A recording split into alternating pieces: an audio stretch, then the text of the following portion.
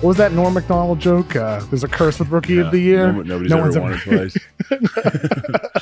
Yeah, I had no idea no clue he was even in the odd. He was coming.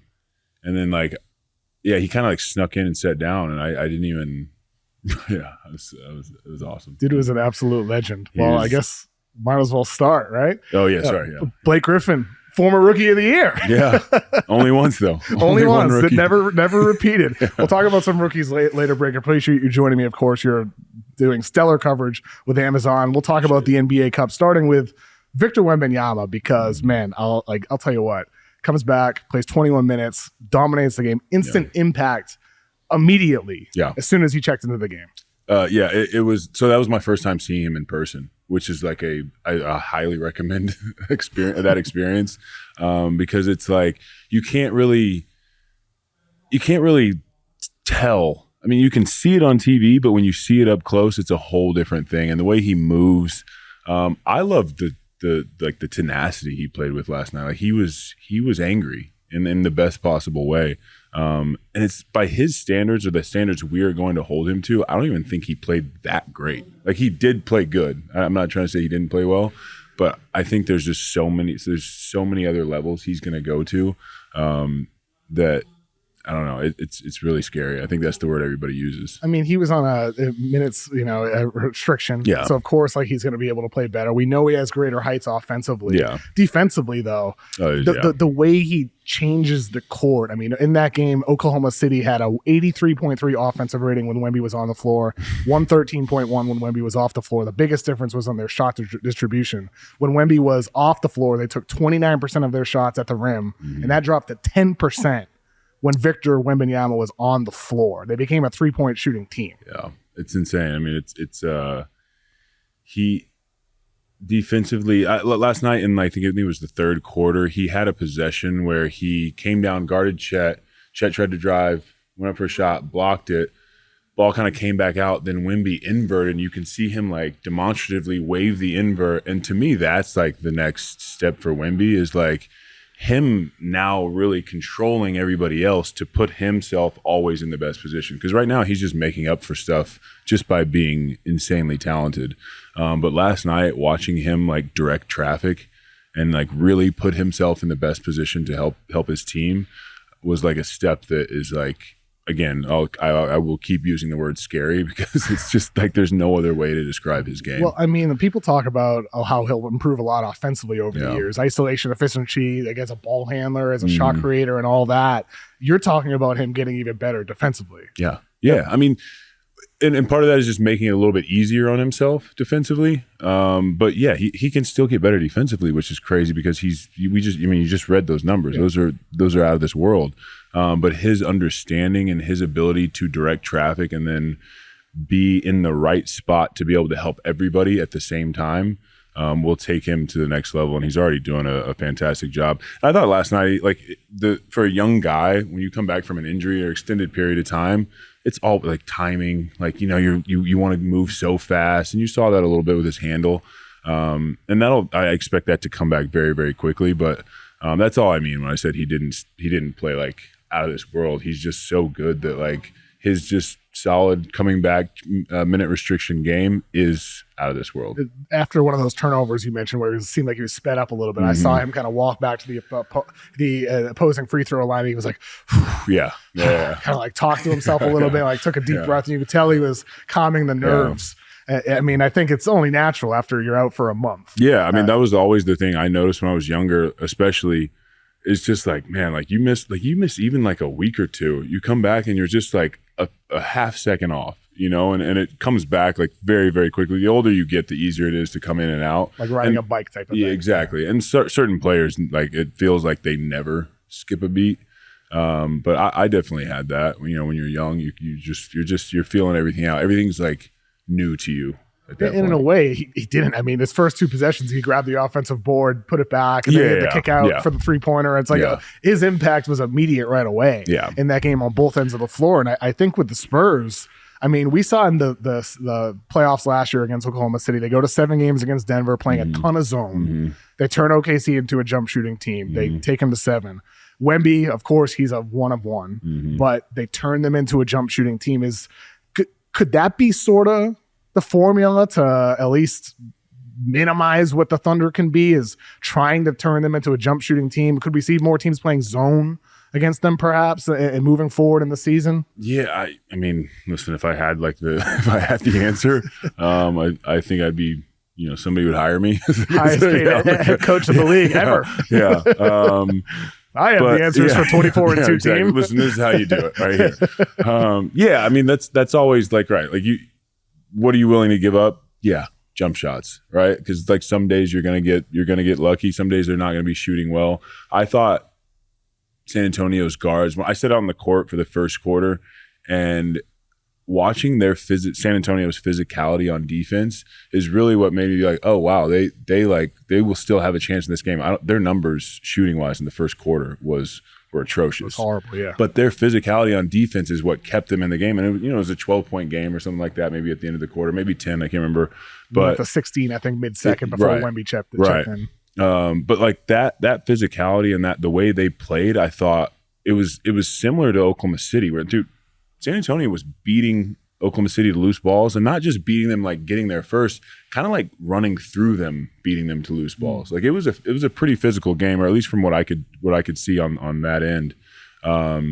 So yeah, I mean, I think trying to keep SGA on one side, right, keep him out of the middle third, try to eliminate his passes to the opposite side of the floor, like kind of all those things. And for San Antonio in particular, inverting Wemby as much as possible. And keeping him in the right position, not letting him get strung out on the defensive end. What do you mean by that, by inverting Wemby? So anytime in that particular play I was talking about with Chet tried to score, kind of got the rebound. Wemby blocked the shot, and Chet kind of floated back up, and Wemby just waved the low man, the guy below him, up to guard Chet, so Wemby stayed down to the basket. So like anytime you can keep Wemby at the basket, to me, obviously, I think it's pretty obvious to everybody. That's a win for the Spurs. So him being able to always direct that, and also the other guy like Vassell, Castle, Fox, HB, like all those guys being able to recognize that as well and all work around that, I think will help their defense even more. I mean, I think that's going to be one of the things on Tuesday against the Knicks as well. Like you're going to see the Knicks try to stretch out Wemby with Karl Anthony Towns. Yeah. But the Spurs are going to do everything possible to have him hovering near the rim. Yeah. The problem is there's not really a non-shooter or stationary guy. You're going to probably try it against Josh Hart, but he's moving and cutting and everything on the floor. Last year you would have put Wemby on Hart and let Hart sit in the corner and keep Wemby there. I don't know. I'm actually interested to see both ways. Like who does Brunson guard? I'm interested to see who guards Wemby. I'm assuming OG. I would think so. In their starting unit. Who guards Wemby in their non-OG minutes will be interesting. Will they double like OKC did on a lot of possessions as well? So I'm excited. I haven't, to be honest, after last night I didn't like think much about the final match, but I'm excited for that game. Does Victor Wembanyama have a chance to be the GOAT? Yeah, man, this is so. I mean, yes, like like you look at him and you can see how he impacts everything. Like, yes. I do think that there's so much talent in the league right now, and teams are so good, especially these young guys that are so good, that the talent is so high that I'm just excited for the future of the league in general. But yes, Wemby has a chance. I mean, you see his impact, like you said. Wemby skipping a beat is very different than other people skipping. There's just a couple possessions here or there, but his impact is ridiculous. It's going to be a matter of what he becomes offensively, because defensively we know what he is. Right. Like you said, he's going to get even better as his mind even grows more, understanding the nuances of defense and controlling all five, like you said. But offensively, does he become a primary guy, the primary creator, or is he more of just finisher in a lot of situations? I think he will become at some point more of a creator on the team. But the Spurs now, with all of their guards, with Fox and Harper and Castle, he has a lot of support now. Yeah. And I know like so much is made about, this guy is 7'4", 7'5" with a handle and a jump. Yeah, whatever. Yeah. After last night, I'm like 7'8". Was he still? Did he grow last night? Lots made about his handle and how good it is, his shot and how good it is, and it is. But at the same time, again, last night there were some possessions too where you're just like, we don't need to show it here. And I think he'll continue to get better at knowing when to use it and when not to use it. And a lot of teams, what you're seeing obviously is teams put a smaller guy on him and just press up underneath him. And I was talking to Udonis last night when we were watching the game, and you're kind of like, man, I was trying to think through like what I would be if I'm his coach, right? If I'm like watching film with him, what would I be talking to him about? And I think it's like him getting that shot that I think Porzingis does this really well, is he kind of like keeps the ball up here. Actually, Tim Duncan did it really well too, is keeping the ball up and letting somebody get underneath you. I used to try to do this sometimes when people did this, and then you just rise up and shoot, and that person has to back up or they're going to get a foul call because they press up into him so much. So I think it's like little things like that. I'm not saying that's like the answer, but it was just kind of a thought last night that I kind of want to like think through on ways for him to like really optimize himself offensively. Because yes, he will be a creator, but you have to kind of be a creator as it's given to you, like as the game comes to you. Like I wouldn't love to see him just handling up top and running pick and rolls all the time until that becomes a very comfortable part of his game. Because then you're also taking the ball out of Vassell's hands and Castle's hands, and those guys that can very also play make. Exactly. So yeah, I think it's interesting you mentioned Porzingis. Like I'm thinking about one time when the Celtics had Marcus Smart defending him. This was like peak KP with the Knicks and whatever. And he had a really hard time against a smaller guard defending him. And I remember then he went to Dallas and I interviewed KP at a practice and I asked him about that. I was like, well, how do you deal with it? He's like, I spent the whole summer working on how do I respond to when a team puts a smaller player on me. And like for the rest of his prime, he was very good at it, with doing a lot of as you described. It's almost as if he didn't mention Tim Duncan, but it did seem like he pulled a little bit of keeping the ball high, as you said. Yeah, I mean, I noticed it when he was in Boston. Porzingis did a really good job of just kind of like just shooting over the top, like, and not trying to like get around, not trying to do too much, right? Use your height. Keep it very, very simple. And that was another thing I was watching when we warm up last night. And they were working a lot on kind of like, obviously him getting position and people just like being as physical as possible is not the new game plan. It's the game plan. And I was watching him kind of like work on that with an assistant coach. I couldn't tell if it was kind of part of like him, like not rehab, but him just a new thing that he's working on. But I do think in like those situations, you always see younger guys walk to their spot that they want to catch at and then turn and try to catch the ball there. And Wemby's so tall that it's almost like you want to walk just like 3 or 4 feet past where you want to catch, turn, they will push you back to that spot. And he's so tall that it doesn't matter. Like if you confront, you're going to be guarded with a shorter guy anyway. They confront, it doesn't matter. Just throw it over the top, and then he's like in his actual spot. Because it's hard, man. When you're guarded by smaller guys and they have the leverage, they're allowed to be more physical, and they can push you off your spot a little bit easier. So all those things are what I'm just so excited. And the best part about it is like you can see Wemby how much he cares and how much he works at it. You know what I mean? So it's going to happen. It's just an elite work ethic, elite team around him. Elite mind. Yeah. I mean, like I interviewed him at the end of his rookie season, and I'm like, oh my God, this guy is a teenager. Yeah. I mean, how does he have the mind that he does? JJ Redick, I think, interviewed him right before the draft. Yes. And I was texting with JJ, and he was like, dude, I can't believe this kid's 18. He was like, the things he was saying is like, it doesn't sound right. The amount of wisdom is like somebody who's lived many lives before. Yeah. He's mastered many things already. We might be onto something. He might have. Something's not right. I know. And we're going to get to the bottom of this. Something is off. It's the truth. He might be evidence for past lives. Exactly. We should like start slowly asking him questions about like the 1960s. He's like, oh yeah, I remember. Oh, oops, we got you. I asked him at the end of my interview with him, I was like, are you an alien really? He's like, I might be. Yeah, I love that. I mean, speaking of surreal players, though, you yourself were a surreal player. One of the greatest dunkers in the history of the game, one of the greatest athletes we've seen in sports. What was your greatest dunk ever? Oh, man. I don't know.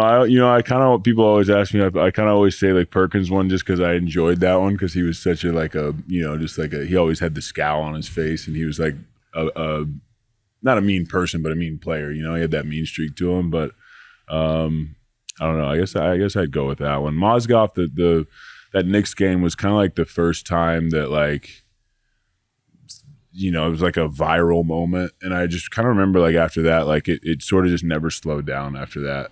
So that one will always stick out as well. I mean, his head was in your, yeah. Your hand was on his head. Yeah.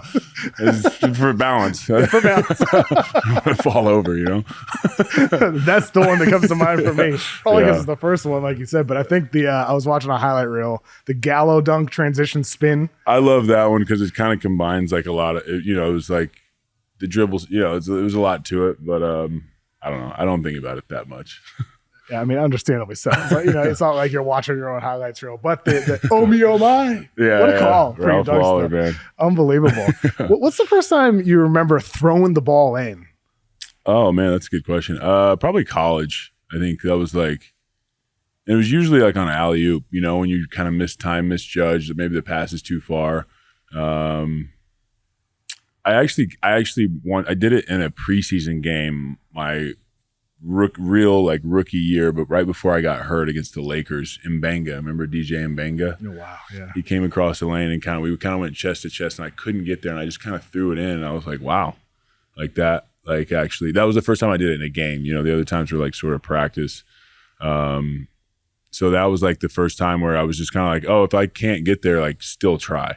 You know, there's no sense in not. Yeah. It's like a shot. Yeah, except, exactly. You know, it's some type of dunk. Yeah. Who came up with the idea to dunk over a car? So I did. I had pulled up to the practice facility right when I just agreed to do the dunk contest, and Baron Davis had this like old school Cadillac, like drop top Cadillac, and I was sitting in my car in the parking lot, like finishing a phone call, and he pulls up next to me, and I was looking at it, and I was like, I think I could jump over that, you know, and So I got out of the car and I asked him. He's like, yeah, for sure. Like, let's do it. And so I told whoever that I wanted to do that. And then they came back and it was like, hey, needs to be a Kia. I'm like, okay. Like, be great if it was a Kia Optima. I'm like, all right, well, that's going to kind of ruin, like, I don't know if I can do that.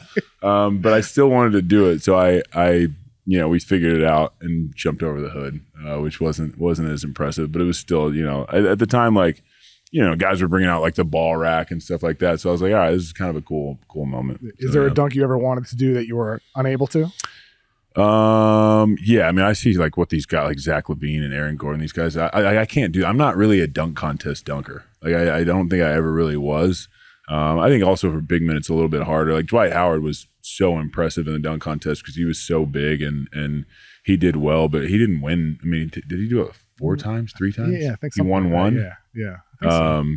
But still, he was great. But I'm not really a dunk contest dunker. The one advice I do have for like anybody that does dunk contest now is make sure you have like if you're supposed to have 4 dunks, have 8. Or maybe even 10 that you know you can do, because DeMar DeRozan went right before me, did the dunk I was about to do, and you know we had no clue. I'm not saying he didn't obviously do it on purpose. It's like 2 ladies wearing the same outfit to a wedding. Exactly. Oh, this is embarrassing. So I'm sitting there on like the next up thing, and DeMar does it. And I'm just like, oh no, like that was. So then I kind of switched around some stuff and like. I was like underprepared for sure for that dunk contest. It was just like a whirlwind of a year, of a season. One of the things that really impressed me about your career was your evolution. I mean, obviously you start out, you're a top pick and you're an elite dunker and you become more of a ball handler over time and you add the 3-pointer to your career. Mm-hmm. What was the motivation behind that to add those layers to your game? I mean, really just to get better, to be honest. I hired a shooting coach after my rookie year. You know, and I don't think if I hadn't have done that then, I don't think I would have been able to implement some of those things. You know, I think like after like my year 3 or 4, you know, that was still like the mid range became more and more a part of my game. But doing it right then, I honestly I probably should have done it before my rookie year. But it was just again, it's like you get drafted and you don't know what you're about to go into. Of the game, yeah, for sure, right, for sure. It's not like all bigs were shooting back then. It was Dirk and Kevin Love at the time was like, Kerr, I mean, there wasn't many. Yeah, Trey Murphy, not Trey Murphy. Troy Murphy. Nenad Kristich was shooting some threes, but there wasn't a lot. No, there was not a lot. And even like, dude, that was before Dirk had won. And so you were always hearing those rumblings of like, man, Dirk, like he shoots too many threes, like he's soft, and then he wins, and everybody's like, oh, you're the greatest, which he is. But it's so funny how like that works. Like it doesn't work until it does work. But I don't know, just trying to be a better player, honestly, and adding that shot, and then getting to like I think maybe after my third, fourth year, I think I was probably shooting like league average from mid range for a big. And that just like sort of gave me confidence. And my shooting coach, Bob Tate, rest in peace, who was, so huge for me. And like, he would tell me like after 2 years of working together, he'd be like, you're going to shoot threes. You're going to shoot like 5 threes in a game at one point of your career. And I'm like, you're nuts. You are absolutely nuts. And not only did it come true, it came true 5 years later. It wasn't like a long time. It wasn't this like crazy jump, but he had like that vision. And I'm just so glad I started when I did, because if I had sort of held out and just like, had too much of an ego to be like, I don't need a shooting coach or whatever it was, not too much of an ego, but if I had held out and not implemented that, I don't think my career could have sustained as long as it did. Now, a lot of time when you talk to players, say, oh, how are you working on improving your shot? They say, oh, just getting reps. It's always what people say. Is it really just getting reps? Well, not for me. My shooting coach, I mean, we like stripped everything down. Like I kind of completely forgot. I tried to forget about the way I formerly shot the basketball, and it's one of the most frustrating things. I mean, if you walked into the gym, like you'd see basketballs like flying off the wall sometimes, just like at the end of the workout, where I'm just like, I just can't. Like this is so frustrating, because it's this game that I've been playing my whole life and it's very familiar to me, but retooling a jump shot and unlearning bad habits was difficult for me. But then on top of that, yes, it is reps, right? But it's a little bit more than that. We broke it down like piece by piece by piece. Is it like at all like film study, like close-ups of your hands or anything like that? Like any specific details? At first it was more film. Mm-hmm. I'm sorry. At first it was more feel, and then it was a little bit more film. So we would sort of get different things. Like I had a tendency to kind of almost like not fade away, but as I would rise up, my like chest would move further away from the basket, right? So it was kind of like that thing of moving away from the rim. So now my head's moving away from the rim. Now the depth perception is always changing. So the first thing we worked on is what he called like butt out. So it was kind of keeping me in that like straight up and down. And that was the feel, right? Like everybody talks about a golf swing, like feel versus real. That was the feel to me, because I had this bad habit of moving backwards. So it was stuff like that where like I would shoot, 200 shots where like that was the only thing that we were working on. And we would like, you're like consciously thinking just about that. That. And then we would go, I had a bad habit of shooting on the way down. So then we would work on just shooting on the way up, and we would break it down piece by piece. Then slowly towards like that summer, we'd start to put it all together. And there was good moments, bad moments. I still wasn't shooting the ball great, but like I said, I needed to start then. My first ever article I wrote as a national writer was with the headline, Doc Rivers must unleash Point Blake. And that was before the 2016-17 season, because it felt like at the time you were starting to do more from the mid-range, running a little bit of, big pick and rolls with DJ. And I saw what the Warriors were doing with Draymond Green with like Klay Thompson and Stephen Curry as a screener for him. And I was like, oh, wow. Like, I feel like Blake Griffin could do some of that. It didn't really happen until you got to Detroit, though. Yeah, I mean, we also had Chris Paul, so it's like you're not going to take the ball out of his hands, because he's the best. He was the best playmaker in the league at the time. So it was kind of just like, how do we implement that? And I think people I don't think realized that I could even dribble or pass until like there was stretches where Chris Paul got hurt. Yes, which is also fine, because again, if you have a Chris Paul, you let him do the Chris Paul things. You let him do the playmaking, the ball handling. But I thought we did get to a pretty good point of like in our offense of knowing when, Chris would get off it, and then it was that short roll, and then you had JJ Redick in the corner, Matt Barnes or Jamal Crawford, and then DeAndre at the rim. And that for us, when we really were rolling and in the regular season and we got to our good spots, that was kind of the basis of our offense. Let CP direct pick and rolls, and if he doesn't have anything, then I would run up and we'd get a little short roll and go from there. It's really a testament to how like a lot of NBA players have more to their games than the system allows. In many cases. Yeah. And I mean, I think with that, like you did get to Detroit, you ran over 12 per game your first full year there.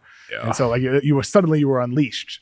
Do you feel like, obviously at that point you weren't at your athletic peak, but do you feel like you were at your technical peak at that point?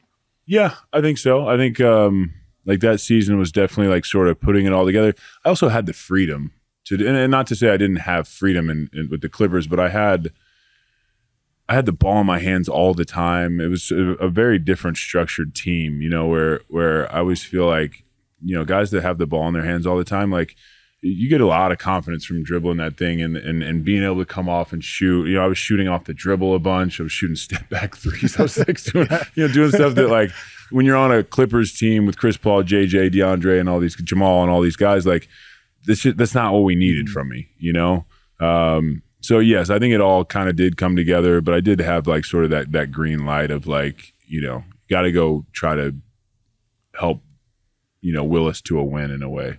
I mean, at this point, it's normal for big players to be handling the ball and running offense. And at this point, it's normal for guards to be setting screens.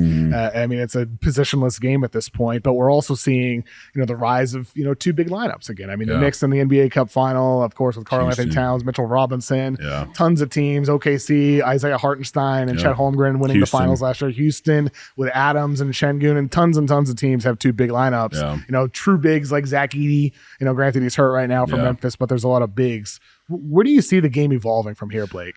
I don't know. I love seeing like bigger lineups. We've gotten to a point where like you have to every person on the floor has to be able to shoot, pass, dribble, and defend. And like there's not a weak link. There's not a weak area. Like gone are the days I think of like, we'll go get two really good players and we'll put some good guys around them, or we'll get three and sprinkle in it like the Oklahoma City model. Like if I asked you, this has kind of been my favorite thing to ask recently, name the worst Oklahoma City defender that they play. You're still gonna name a good defender. It might be AJ Mitchell, right? And he's not bad. He's not. Yeah, he's not. It's not the same as like I'm not gonna say a name, but like we all know bad defenders, right? Yeah. They don't have that, right? It's that's where like the game has to go to, and the best part about Oklahoma City is like a lot of it's just like the effort that they put in. So yeah, it is positionless basketball. I do think like the length, the more, and as guys are just more skilled and have more length, like you're gonna see like Houston's lineup is insane. Their height is insane. Yeah. That's sort of where I see like lineups going in a way of just guys just getting longer and more skilled, where you could see like, a team starting like 7'2", 7 foot, 6'11", 6'8", and a point guard could be like 6'6", and you're like, well, this is ridiculous, Whereas before, I mean, it was, two bigs and, a regular size guard, a Chris Paul, JJ himself 6'4", right. But he's not like a big NBA player. And even look at like Golden State, like their team was like, Draymond was undersized. Clay was a big guard, but Steph is, Steph. More wide than tall. Right. Yeah. They weren't like this like huge, like crazy length team. They were just small ball five with Draymond. Yeah. And now it helps to have two of the best shooters of all time, but it is a little different. Yeah, I mean, when we were talking about, you mentioned JJ Redick, his podcast, it made me think about when we're talking about shooting improvement. For a long time, I've said, Ben Simmons shoots with the wrong hand because, left-handed player, even though he shot over 75% of his non at-rim attempts were with his right hand. He floaters, does everything right. Hook shots, yes. Yeah. And JJ Redick on his podcast said DeAndre Jordan before, or he mentioned it on his podcast, that he once said to DJ, you should try switching shooting hands. Yeah. And after he said that on his show, I looked at DJ's numbers, and like 80% of his non-two-handed dunks were with his right hand. Yeah. Was that ever a conversation in the locker room? Switching hands? Me being not a great free throw shooter myself, getting to like, the 70s, and maybe I shot mid 70s for my career, but I tried to not ever give advice on shooting, the guy that's like had to hire a shooting coach. It's like, I shouldn't be coming in there and be like, listen here, DJ, this is how you do it. Leave it to JJ. yeah, exactly. JJ Redick, exactly. He is the person who can be like, well, maybe you should try right hand. But yeah, it's funny. Like some of these guys, like I swear DeAndre's right-handed for the most part, and he worked at it. Ben, I thought sort of like the kind of the same thing of like the time to start working on it was like 5 years ago. It was like a lot. You have to start. He had people right trying away. to. The Sixers former shooting coach John Townsend tried to make him switch. And Really? He's like, I don't want to stick with this. Really? Understandably so. It's a huge change. Not many guys do that. And the thing that I would say to my shooting coach all the time is like, he's like, just trust me. It's all. And I'd be like, yeah, but Bob, I have to make shots right now. like I can't just be like, all right, well, 2 years from now. So that was like the frustrating thing too. But his advice too, which I think is great advice for any and every player, is like, yeah, you work on the things that you need to work on that you're not as good at, you're not good at, but like you still go do the things that got you to this point, and that can always be like what you hang your hat on. And I tell all my young, like my high school kids that like there's always, everybody, especially with social media now, everybody hears about their haters, or they hear about like, oh, they said I can't do this, they said I can't do this. And it's like, yeah, they said that for a reason. So work on it. Yeah. Prove them wrong, but don't prove them right. And don't go away from that thing that makes you really good. Still need to be true to yourself, exactly, while also continuing to add layers to what makes you already successful. To have haters, exactly, yeah, right? exactly. Yeah. You have haters for a reason. It's like a good thing. It's a good thing you have haters. Yeah, exactly. This is embrace the hate. Yes, you have to embrace it, no matter what you're doing with any type of public attention. So we mentioned your time with the Pistons. Mm-hmm. Was that trade a blindside for you? Yeah, it was. I had gotten wind of it because I knew one of my best friends is very close with people in the Pistons organization, and I tried to figure out if it was true or not. My agent was calling, all that. And by the time when I found out to the time the trade went through, it was like 2 hours, and I was trying to get information and couldn't really get information, and I saw the tweet and I was just like, put the phone down. I was playing a game on the trampoline with my kids, and I saw the notification and I just tossed the phone on the outside of the. Oh no, yeah. It's so funny. The phone was just bouncing on the trampoline. I tossed it into the grass, and I just kept playing the game, and I'll never forget. I mean, I hope my kids were so young, they had no clue what was going on, but I just remember kind of just being like, wow, like that's crazy, like that was like the last thing. When I woke up that morning, that was the last thing I would have guessed had happened. But it's fine, and I appreciated my time in Detroit, and I think it all worked out. Clipper for life. Yeah, baby. Gonna retire Clipper. What was your reaction to that? The shirt, the Martin Luther King, and what's crazy, dude? It didn't even register. So what had happened? We had the whole free agency meeting. They had done this like a walkthrough. It was like a timeline. They had like blown up picture of my childhood home, and like they did it out in the concourse of Staples. And then we walk into Staples and sit in the seats, and they're like, "Welcome, ladies and gentlemen, to the jersey retirement of Blake Griffin." I'm sure this has all been documented. I don't know. I don't read stuff, but so they do this whole thing. The jersey goes up in the rafters, and I'm sitting there. I'm like, all right, this is a lot, because we told them the whole time. It's like we just let's talk basketball. Like let's talk. I don't need the fanfare, but you do appreciate that they went to that effort, right? So after the whole meeting, we sat there and talked for a long time, and I come down and all the Clippers employees are down in the concourse, and I see they all have matching shirts on, but I didn't even really I didn't pay attention to what exactly it was, and driving home, of course the t-shirt was already on Twitter. And I was like, oh my God, they have Nelson Mandela on there. Obama? I was like, oh, I can't believe it didn't even register to me, one, and I can't believe they did that too. And now it lives on in infamy. Jared Stacy, our like at Amazon, he was speaking to us at a seminar, and at the end of his speech, he goes, and I do want to single out one person because it takes a lot that he believed in us, and I'm like, where's he going with this? And I see him pull this black T-shirt from underneath the podium. And he somehow got his hands on this T-shirt and passed him around to the whole Amazon crew. And then I do Candace Parker's podcast, and I click on the Zoom, and she's wearing it. And I was just like, God, don't let this thing come back. Don't let this thing come back around. But it's already out there. It's funny. It's an amazing shirt. Yeah. I mean, what was Albert Einstein was on that? Yeah, Einstein, of course, dude. I mean, come on. Don't act surprised. I mean, it's me you're talking about here, baby. Come on. So good. Einstein, yeah. I mean, it's crazy. Like, it shows how cold business can be. Yeah. But at the same time, I mean, I was, I had a conversation recently with somebody. Yeah. It's crazy. I had a phone call with somebody recently, and he's like, man, we were talking. I mentioned I might have you on the podcast, and he's like, oh man, I remember years ago when he was almost traded to Denver. And this is February 2016. Chris Broussard had reported that Blake Griffin and Lance Stevenson were offered for Danilo Gallinari, Kenneth Faried, Will Barton, and Nikola Jokic. Did you hear anything about that at the time? Did the Clippers say anything to you at the time about that rumor? I don't even remember, to be honest. I really don't. I think I was like assured that wasn't true, but I can't remember like the details of it. I kind of stayed out of a lot of that. You just ignore it because there's so much noise. Yeah.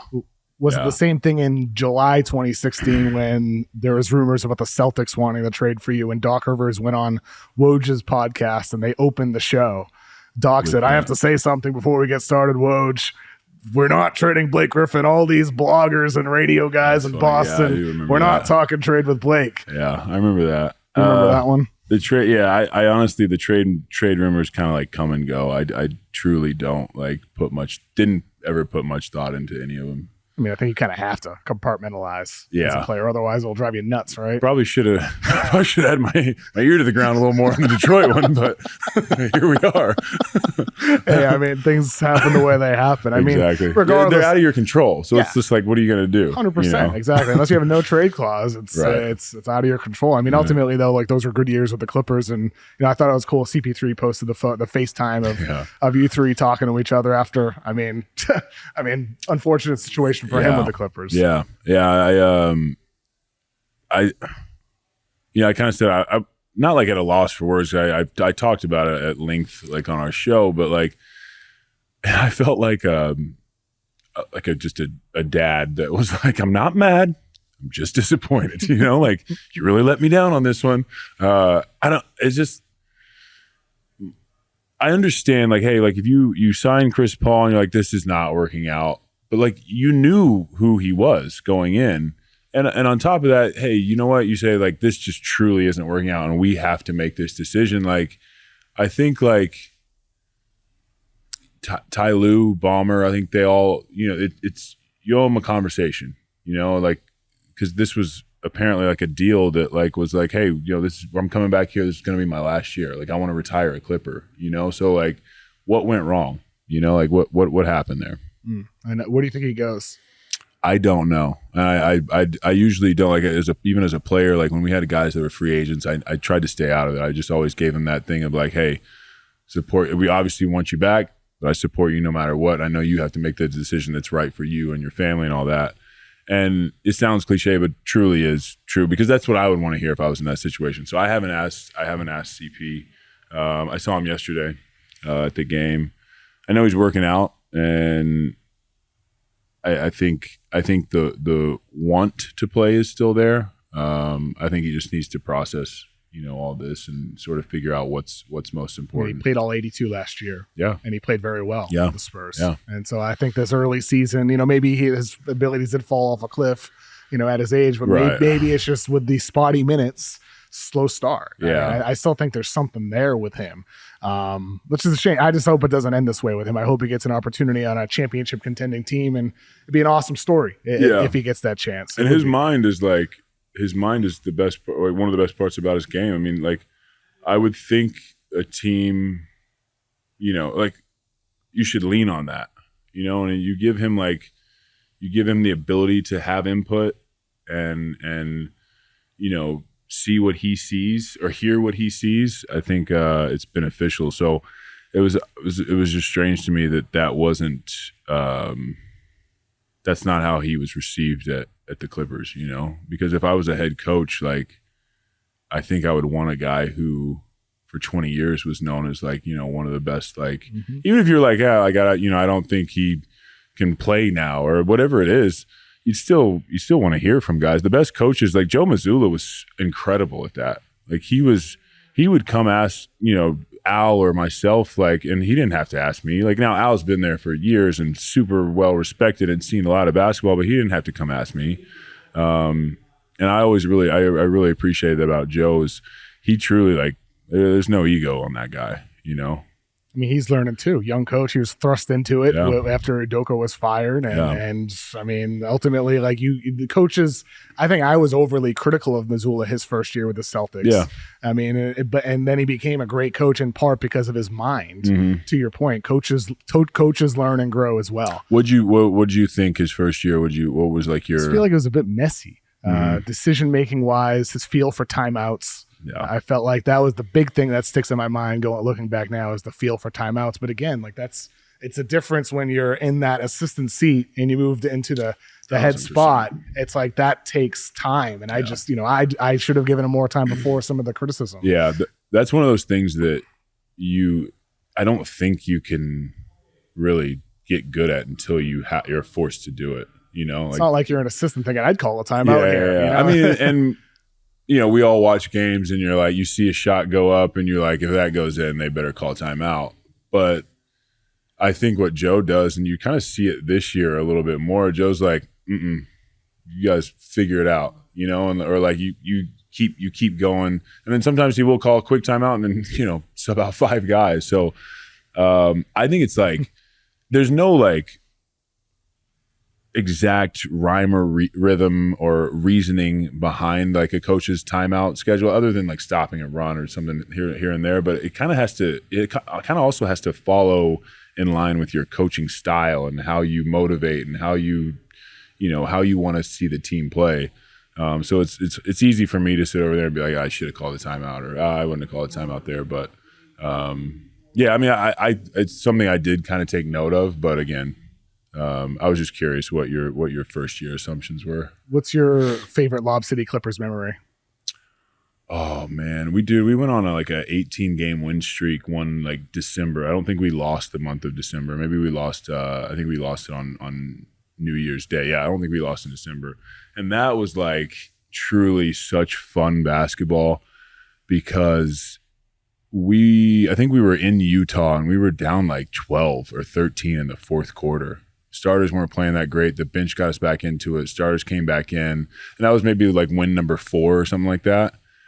And from then on, the rest of that month, we played with this confidence of doesn't matter.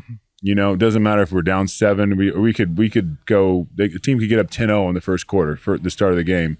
We didn't care. And we played with that, so much confidence and played so hard. And everybody was playing hard, and nobody there was no man, I didn't play my usual minutes, I didn't get my shots. There was none of that. Not to say we had that issue, but every now and then teams have there's always somebody that's not quite happy about his minutes, right, or his shots. So it was just really, really fun basketball, and I think we all just enjoyed each other. We played cards on the plane, we'd go out to dinner, we'd do all that stuff.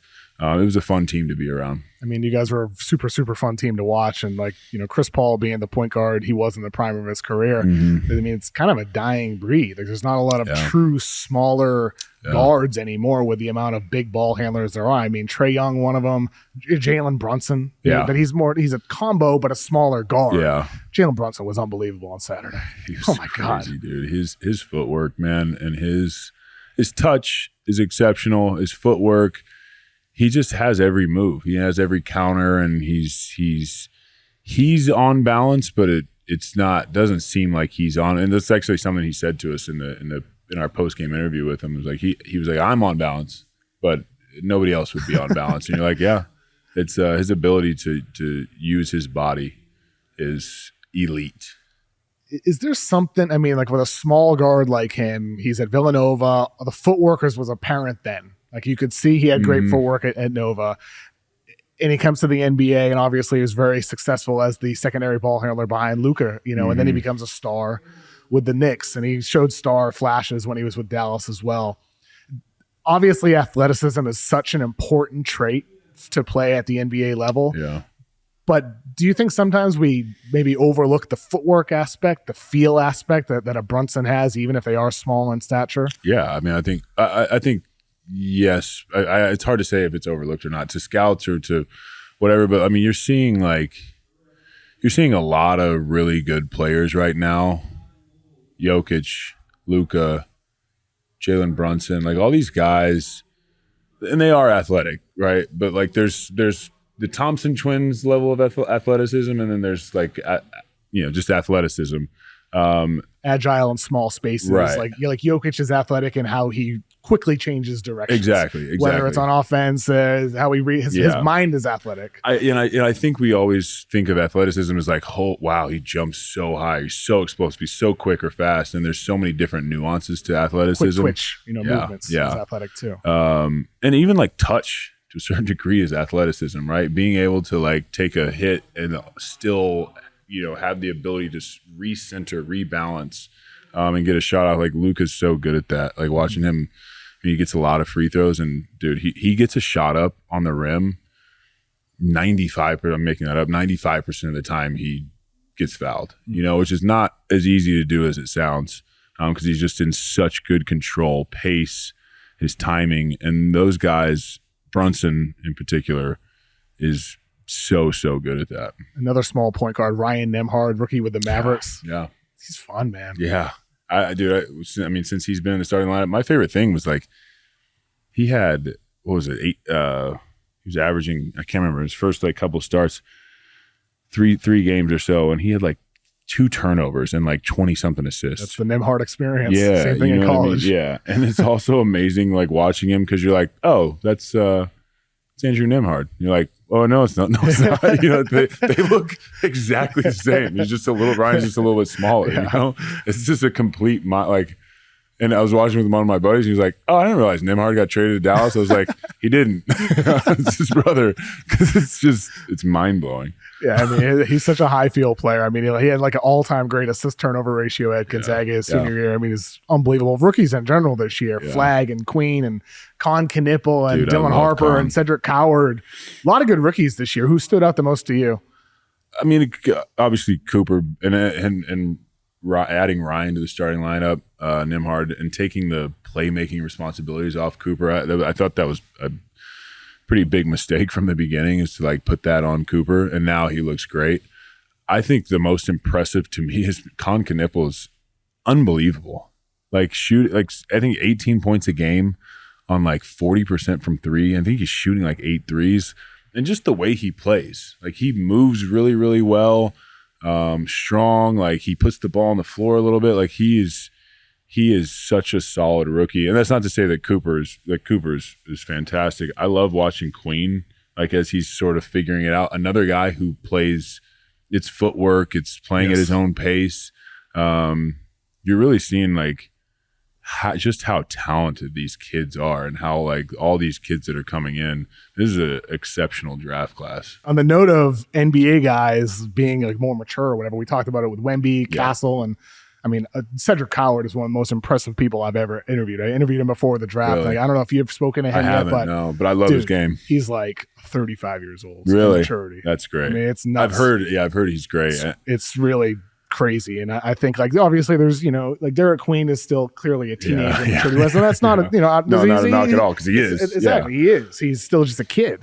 And so, but I think like with a lot of these guys, I wonder, why is that? Like what because I talk to PR people, they say the same thing, who have been in the league for 30 years, and they're like, the kids coming in these days are all so mature. Is it like more investment from, when they're at youth levels at this time? Is it something with the internet and seeing the way players operate? What is it? I want to say social media. You think so? Because like these kids now are like, they're almost becoming brands in high school. You know, like they're seeing how they present themselves to the world, and the world is able to see them, and they have to be more buttoned up, especially in social media and I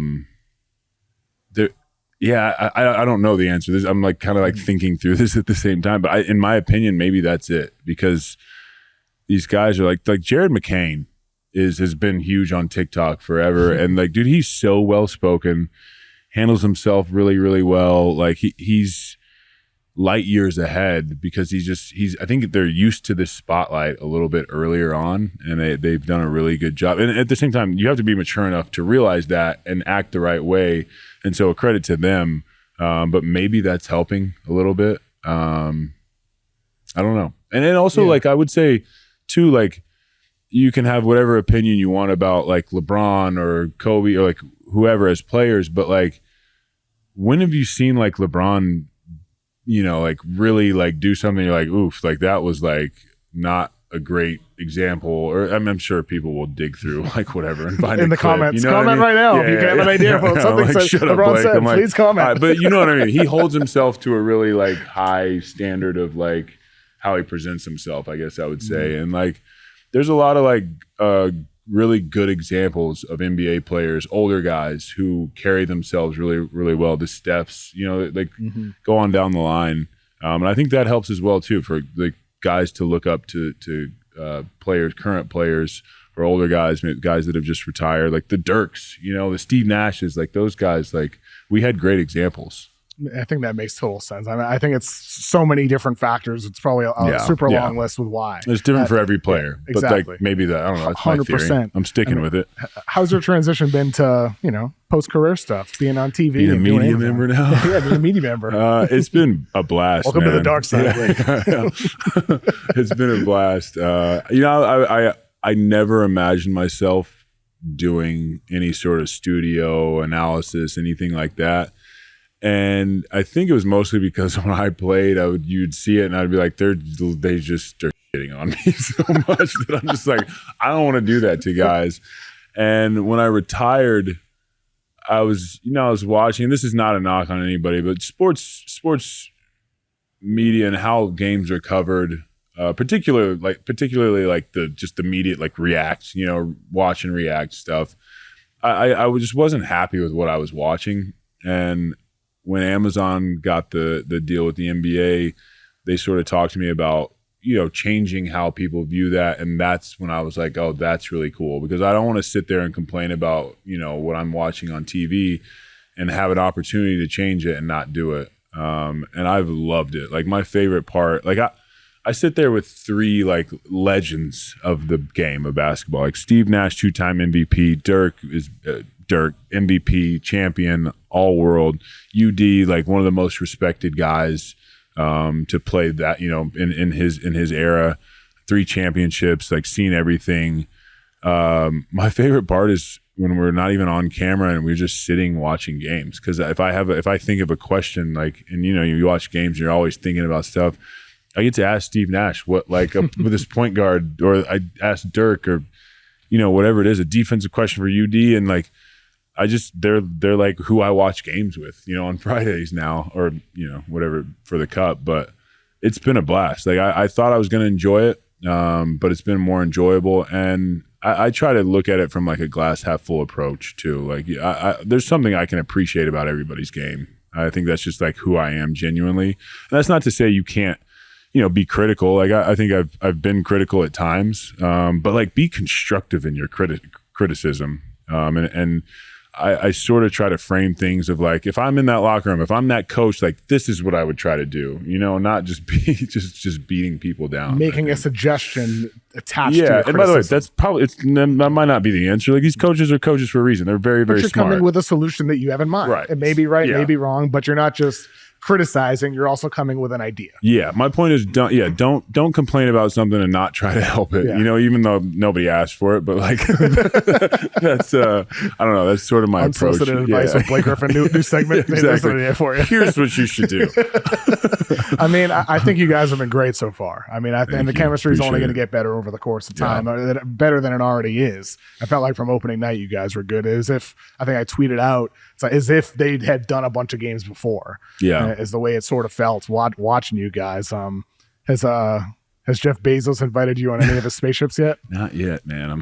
Would you go on one of those spaceships? I don't know that I would go to space. I think I would have to wait a little bit after the last one. I don't know if I want the astronaut tag yet, but I don't know. It's interesting. Someday? An interesting thought. Yeah. I mean, by the way, I definitely am not one of those people like, no, I would never go. I think it'd be fascinating to go up into space. Absolutely fascinating. I just need some assurance that it's very safe.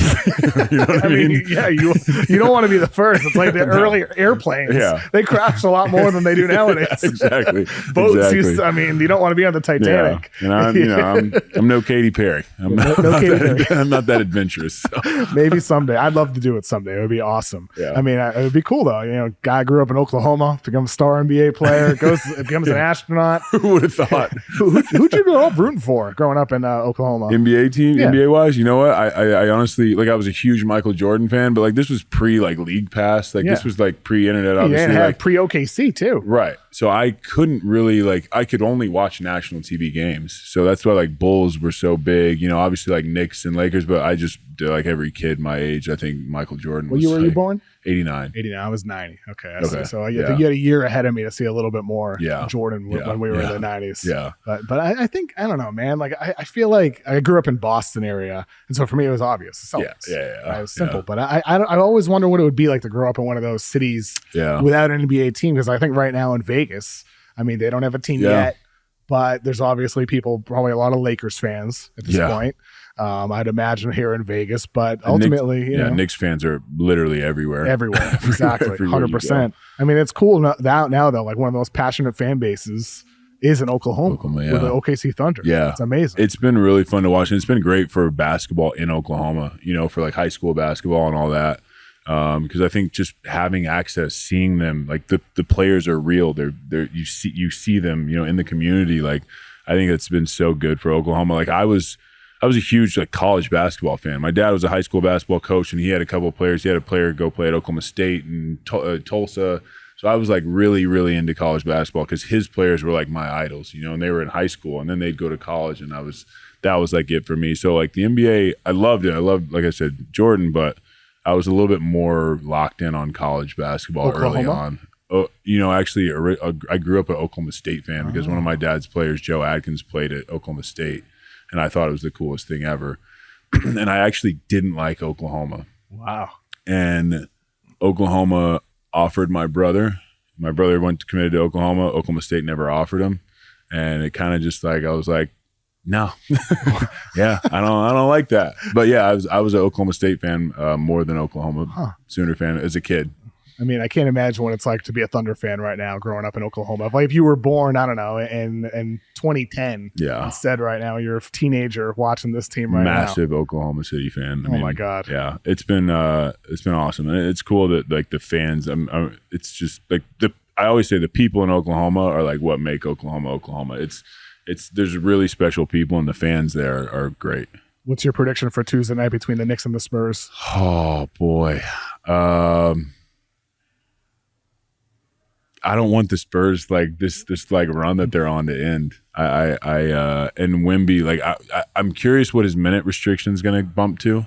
It can't stay the same, but I don't 21 imagine on Saturday. I'd imagine he's playing first quarter. 20, yeah. It's get him to 25 or 30, something like that. I love somewhere that. in the middle. I love that. I'm gonna go out on a limb and just take the young boys and say the Spurs. But I do really like the Knicks. I like what they're doing. I think Mike Brown's done an incredible job. Obviously, we talked about Jalen Brunson. OG is like, he's playing great basketball, just so decisive. Josh Hart, like I love that Knicks team.